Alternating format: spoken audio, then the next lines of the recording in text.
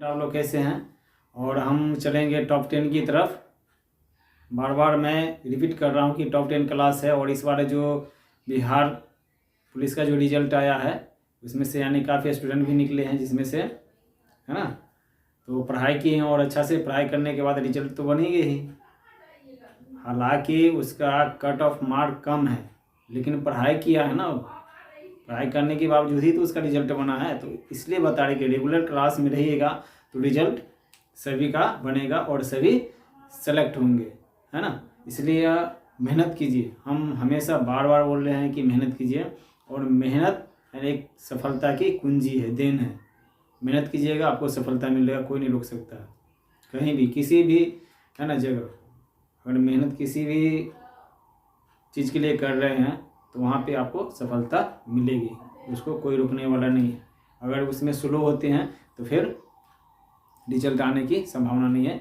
इसलिए हर जो क्वेश्चन है, सिलेबस है, उसको ध्यान में रखते हुए रेगुलर क्लास लीजिए, कहीं भी लीजिए। कोई मतलब नहीं है कि हम पढ़ा रहे हैं तो मैं ही रेगुलर क्लास दे रहा हूँ तो मेरे लिए, कहीं भी अगर रेगुलर क्लास एक टीचर का लीजिए जो रेगुलर रहे बना हुआ, है ना, और उसका क्लास देखिए, उससे पढ़िए और आप अपना रिजल्ट बनाइए।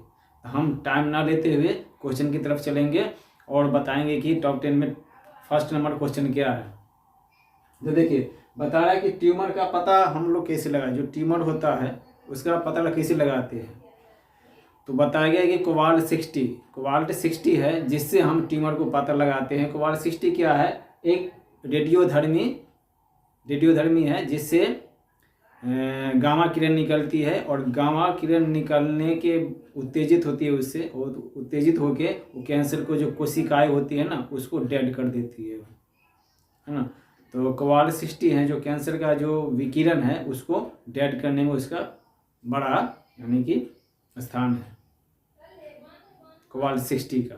तो कोबाल्ट 60 है, ट्यूमर को पता कोबाल्ट 60 से लगाया जाता है, ध्यान में रखिएगा।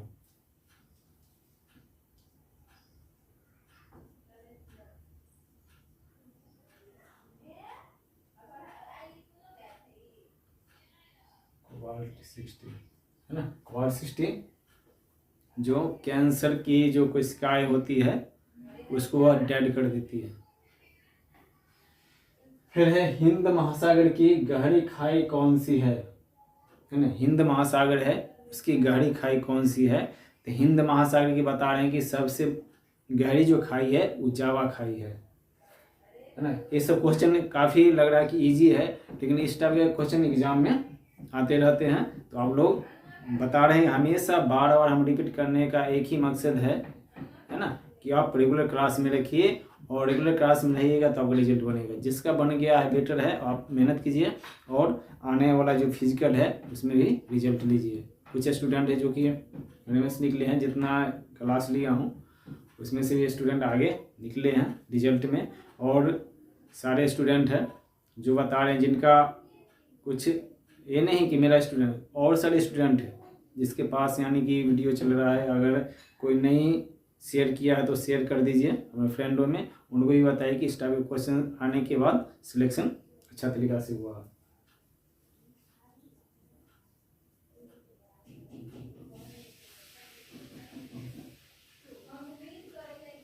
जावा खाई, हिंद महासागर की सबसे गहराई जो गहरी खाई है वो जावा खाई है। नेक्स्ट चलिए, वह कौन सा स्थान है जहाँ पर भागीरथी, जो भागीरथी नदी है और अलकनंदा दोनों जब मिलती है तो गंगा बन जाती है ना। तो उत्तराखंड में है। देखिए, वह कौन सा स्थान है जहाँ पर भागीरथी और अलकनंदा नदी दोनों को जब मिलन होती है तो गंगा नदी के रूप में जानी जाती है। तो वह जगह का नाम है देवप्रयाग।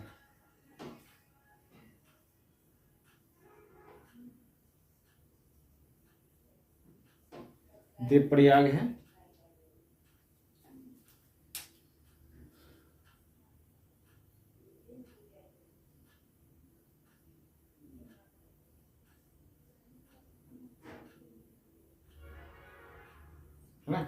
देवप्रयाग है जो उत्तराखंड में है। देवों का प्रयाग, देव प्रयाग नाम से जाना जाता है, जो देव प्रयाग में है उत्तराखंड में। भी ध्यान रखिएगा कि देव प्रयाग कहाँ पे है, उत्तराखंड में आपका। भागीरथी और अलकनंदा नदी मिलने से गंगा नदी का निर्माण हो जाती है। फिर है कि आपस में जुड़े द्वीप समूह को क्या कहते हैं। जो द्वीप समूह होता है जो आपस में जुड़ जाते हैं उसको क्या कहते हैं, तो बता रहे हैं कि आर्कीपिलागो कहते हैं उसको, आर्कीपिलागो,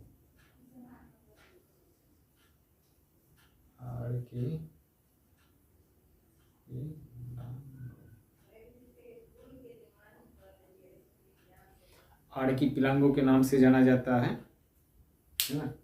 आपस में जो जुड़ा हुआ द्वीप है उसको आर्कीपिलागो के नाम से जाना जाता है। नेक्स्ट चलिए, भारत में पहली बार जनगणना कब हुआ। अपना इंडिया में जनगणना स्टार्ट हुआ तो कब हुआ है, फर्स्ट बार, है ना। क्योंकि हर चीज़ का काउंटिंग जरूरी है भाई। मेरे परिवार में कितना लोग हैं उसका भी काउंटिंग जरूरी है ना। काउंट करके रखते हैं ना कि मेरे परिवार में इतना काउंट, इतना गाँव में है, इतना है। तो काउंट करने से क्या होता है, वहाँ के संख्या का पता चलता है, उस गांव का, उस देश का, उस शहर का, है ना। जिससे सरकार का जो विकास करने में आसान होती है, सहूलियत मिलती है। वहाँ का विकास उस ढंग से किया जाता है कि नहीं तो काउंट ही नहीं रहेगा कि मेरे देश में कितना जनसंख्या, कितना क्या चीज़ है, तो इससे क्या होगा, काउंट नहीं होगा तो फिर काफ़ी बैलेंस भी नहीं पता चल पाएगा कितना है। तो ज़रूरी है काउंट रखना। तो 1872 में सबसे पहली बार हुई थी, 1872 में।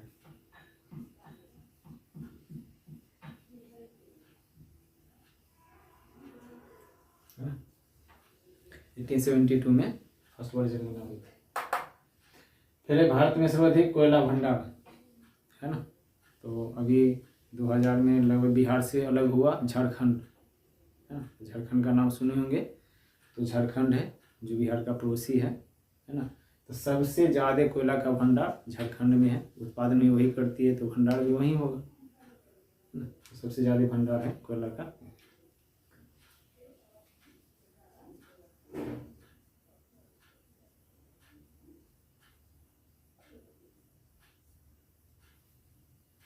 ध्यान रखिएगा, दिल लगा के पढ़िए आप लोग।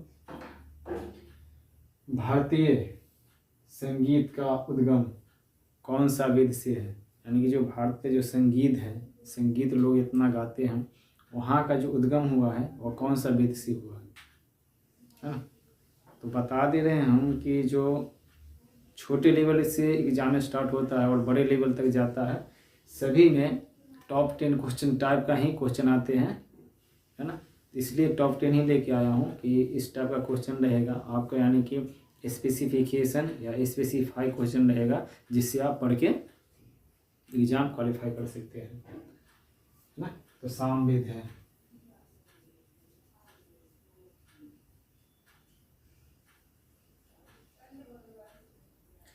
सामवेद, सामवेद। मोरल के भी डाउन नहीं करना है।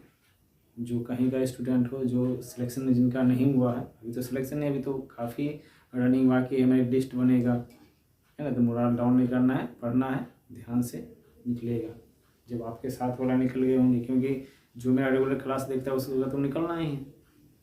बताया ना कि जो रेगुलर क्लास में रहेगा वो 100% निकलेगा। फिर देखिएगा, बोल रहा है कि 100 रुपया के नोट, जो 100 रुपया के नोट होता है उसमें कितना भाषा लिखा हुआ है। आपको पता है कितना भाषा है?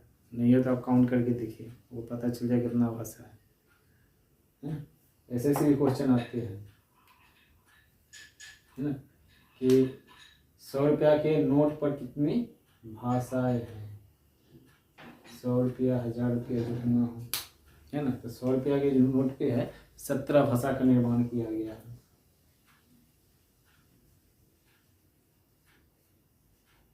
17, यानी कि 17 लैंग्वेज इसमें दिया हुआ है जो 100 रुपया का नोट है। और साइड नोट देखिएगा, इस टाइप का भी क्वेश्चन आते हैं जो कि आप इंश्योर नहीं कर सकते, डेली 100 रुपया 200 रुपया देखते होंगे। 1905 से पहले ब्रिटिश भारत का सबसे बड़ा प्रांत, 1905 से पहले जो ब्रिटिश भारत का सबसे बड़ा प्रांत था वो था कौन? बंगाल। सारे जानते हैं बंगाल के बारे में। और बंगाल के बारे में जानते हैं। सबसे पहले तो बंगाल ही था, है ना। बंगाल से धीरे धीरे धीरे विस्तार करते चला गया उसने, ब्रिटिश इंडिया ने, है ना। तो बंगाल है।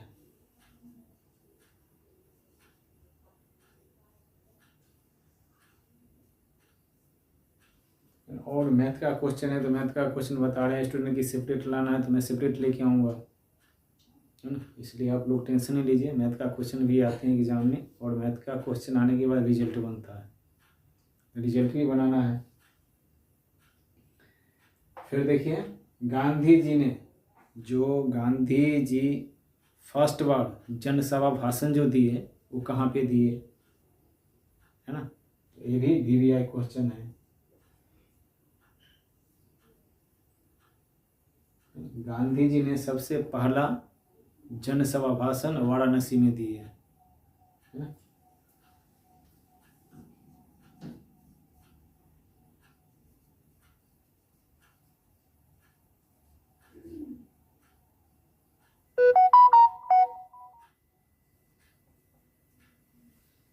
गांधी जी का जनसभा भाषण था, फर्स्ट बार जो जनसभा भाषण किए थे, कहाँ किए थे, तो वाराणसी में। ये टॉप 10 है, या तो इसको स्क्रीनशॉट ले लीजिए, नहीं तो इस मटेरियल को आप एक जो कॉपी बुक है उसमें नोट कीजिए, और जब एग्ज़ाम आए इसको पढ़िए, आपका रिजल्ट 100% है ना। 100% लाने के लिए, रिजल्ट बनने के लिए, लाने के लिए आपको थोड़ा मेहनत करना पड़ेगा, और यही मेहनत के साथ रेगुलर क्लास में आप दिल लगा के पढ़िए। हम नेक्स्ट क्लास लेके आएंगे, है ना। Thank you, have a nice day, welcome to next class.